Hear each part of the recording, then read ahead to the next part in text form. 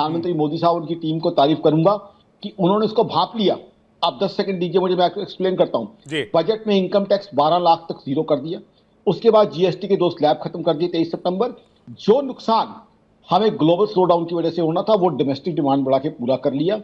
Income tax collection भी बढ़ा 8%, GST collection भी बढ़ा 6.1%। ये डेटास है इनकम टैक्स का जो 17 दिसंबर का, जीएसटी का जनवरी में जो दिसंबर का आया है, और 8.2% जीडीपी ग्रोथ भी आई। बट दुनिया इकोनॉमिक एंगल से एक बड़े खतरनाक एरिना में घुस रही है। ये आपको बता दूं, चांदी की तो जहां तक बात है, चांदी की और भी बढ़ेगी। कारण क्या है? सिंपल सी बात है, डिमांड बहुत ज्यादा है, सप्लाई बहुत कम है।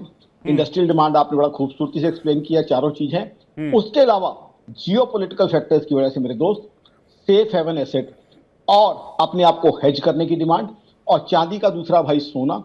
सोना आज आपको बताऊं डी डॉलराइजेशन हो रही है, अमेरिका पहले ढीला हो रहा है, तो डॉलर की जगह सेंट्रल बैंक्स सोना भर रहे हैं, तो सोने की डिमांड भी इसलिए बढ़ती जा रही है। तो हालात ये हैं कि चांदी, ये तो बहुत गंभीर सिचुएशन की तरफ इशारा कर रहे हैं आकाश जी, जैसा कि आप बता रहे हैं। मैं कौल साहब, क्योंकि कौल साहब से लंबे समय से इस बात से डिस्कस होता रहा है, फिर मैं सुरेंद्र जी और हेमा जी आपके पास